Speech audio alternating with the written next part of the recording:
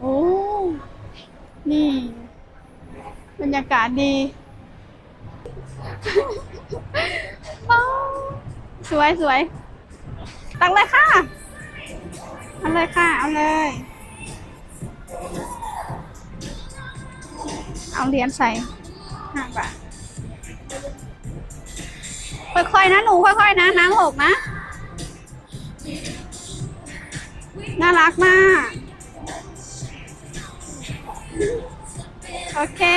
เสร็จแล้วเชิญค่ะ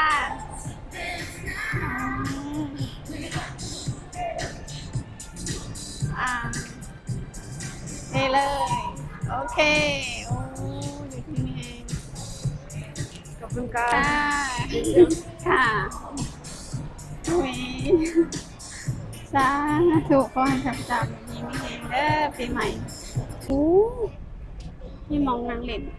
เด็กหน่อยนำสบายดีเด้อพี่เอฟซีทางฝั่งไทยฝั่งลาวที่มาเล่นมาเที่ยวอยู่ตอนนี้น้องฟันอยู่เซ็นทรัลพาร์คนะคะคนเซ็นทรัลดุสิตอรุณพาร์คพาร์คเหรอน้องฟันก็ว่าบ่ถือทุกคนขอโทษขออภัยนำเด้อถ้าว่าบ่ถือก็ผิดยังไงกันน้องฟันถ่ายบรรยากาศอยู่ที่สวนแล้วน้องฟันก็สิย่างเข้าหาบรรยากาศที่งามปานใดทุกคนหางเซ็นทรัลงามมาเลยว้าวสุดยอดอันนี้โอ้งามเลยทุกคนอยู่ของจียางไปลงบันไดเลื่อนยังลงบันไดเลื่อนโอ้เข้ามายามใดก็ตื่นความเจริญตื่นป้ามีทุกอย่างทุกคนเบิ่งในทางหลังโอ้สวยงามนี่สวยงามบ่สวยงามแฮงทุกคนตึกเขาจะเปิดใหม่นี่แหละสวยมากน้ำควันเคยให้เบิ่งได้โอ้นี่บรรยากาศดีนะทุกคนอยู่นี่คือบรรยากาศดีอะไรกะคนนี่กะมาเที่ยวกันกับหลายเนาะทุกคนเบิ่งอยู่ข้างล่างน้องฟันเต็มเลยก็จะลงบันไดเลื่อนย่าน้องฟันกันสิพาลงบันไดเลื่อนกันว่าจะเป็นยังไงถักบ่นี่ลงบันไดเลื่อนว้าวเดินไปเรื่อยๆทุกคนตาเต้อคุณความเจริญพลอยแม่เอ้ยนี่งามมะลิพวกป้าทุกคนสั่งบ้านนอกบ่เคยเข้าเมืองเลยนี่บ้านนอกบ่เคยเข้าเมืองกรุงนะทุกคนมาเธอได้ก็งามเธอนั่นเนาะงามตลอด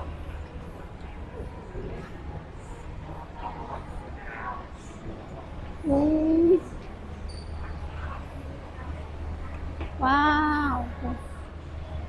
สันใดก็งามหมดเลยสันใดก็งามว้าว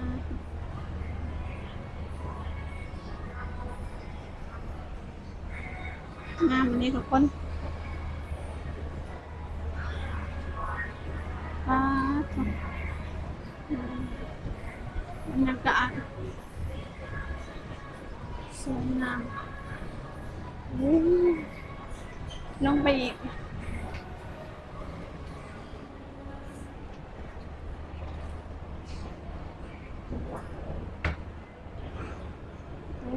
บางคนข้างล่างสวยงามว้าวสุดยอดคนไทยเขาเจ้าเห็นได้จังไรเนาะเปลี่ยนแปลงเลยเปลี่ยนแปลงตลอดสุดยอดนี้ อ้สุดยอดสุดยอดเขาจะเอาเฮ็ดได้ยังไงทุกคนว้าค่ะอันนี้ถ่ายรูปน้องถ่ายรูปนี่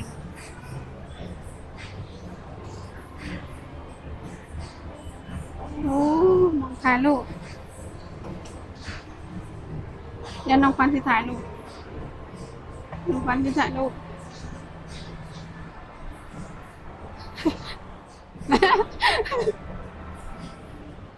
ว้าวทุกคนความเจริญรุ่งเรืองทุกคนน้องควันก็มาเห็นหลายรอบอยู่แต่ว่าอันนี้ก็คือเปลี่ยนแปลงไปหลายว้าวเจอทุกคนเลยภาคกะเรียนี่เมืองไทยนี่คือเจริญแห้งเดี๋ยวน้องควันสิพาไปเบิกอีกหมองหนึ่งน้องว่างามจำได้วิดีโอเลยปล่อยถ่ายคลิปนั่นแหละกดวิดีโอเลยวิดีโอคอยชิมได้แคปเอาสวยงามสวยสวย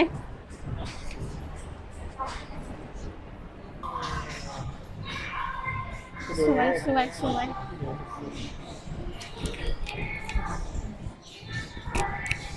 ว้าวว้าวหางคนรวยนี่คนจนคือเฮาก็บ่กล้าเดินไปเนาะอ้ายเนาะบ่กล้าเดินเลยเบิ่งก็จะมีแต่คนแบบหรูๆมีแต่ไฮโซเฮาโลโซ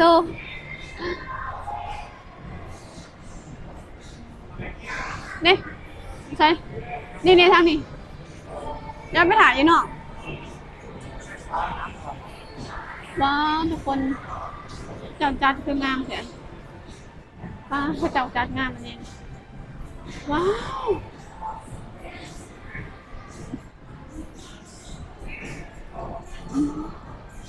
ว้าวนี่ทุกคนสงผ้าอุ้ยมีกิจกรรมสงผ้านะทุกคนอุ้ยน้องควันอยากเห็นเด้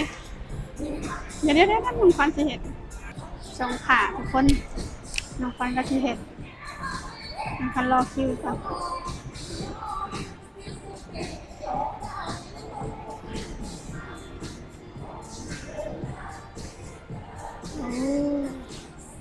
เพิ่นมีวางแบบนี้ด้วยเหรอทุกคน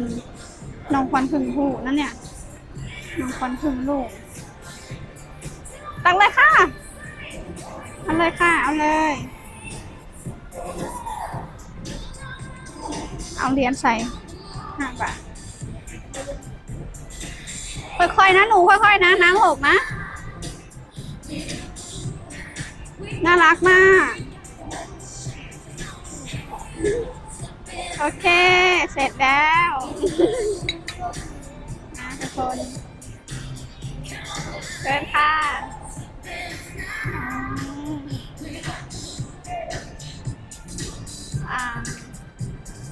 นี่เลยโอเคโอ้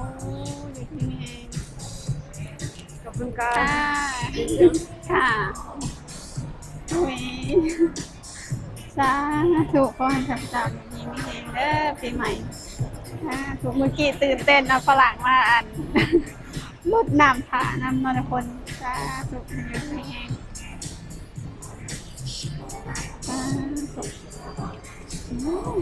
เมื่อกี้นี้ฝรั่งมาถังการนำทุกคนบุขึ้นเลยว่าคนที่บ้าน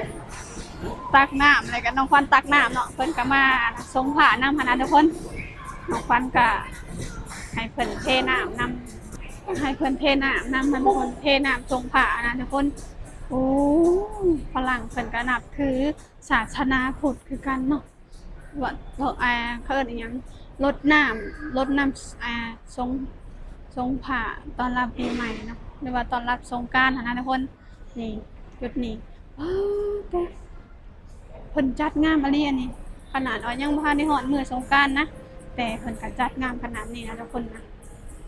สวยงามแฮงอันนี้คืออยู่ในห้างนะทุกคนอยู่ในห้างดังหรือว่าห้างใหญ่เนาะห้างใหญ่ห้างที่ว่ามีแต่ชาวต่างชาติหรือว่าชาวไทยที่แบบว่าคนรวยเพิ่นมานะทุกคนนี่เลยแล้วน้องควันจะพาไปเบิ่งข้างนอกว่าเป็นจังไดเนาะ โอ้ข้างนอกก็คือสีงามหรือเปล่าข้างนอกก็คือสีงามนี่เอ้าข้างนอกเขาจะเอาบริเวณตกแต่งแล้วเหรออ๋อน้องพลอยอยู่ว่าเขาจะตกแต่งอยู่บริเวณตกแต่งนะทุกคนโอ้โหงามเลยงามคือเก่าเนาะจะได้กับงามคือเก่าบรรยากาศสวยงามโอ้ทางสะดวกสบายหางนี้ก็คือเพิ่นเชื่อมต่อกันกับอัน BTS เนาะทุกคนไปมาสะดวกสบายป้าเตอขักอะไรทุกคนขักอันดอกใหม่ก็มีทุกชนิดเลยป้ามีดอกใหม่ทุกชนิดเลยสวยงามอลามตาแหงรถไฟทุกคนว้าวโอ้นี่ก็คือจุดหนึ่งที่สะดวกสบายกันไปกันมาเนาะของเมืองไทยนี่จะเริ่มรุ่งเรืองกันคน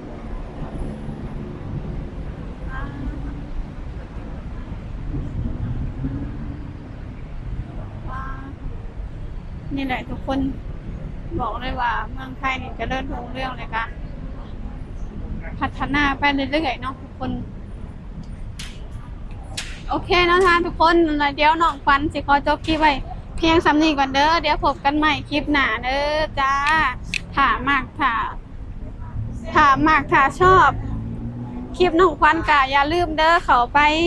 กดไลค์ Subscribe กดติดตามน้องฟันหน่อยเด้อทั้งช่องทาง YouTube และก็ช่องทาง Facebook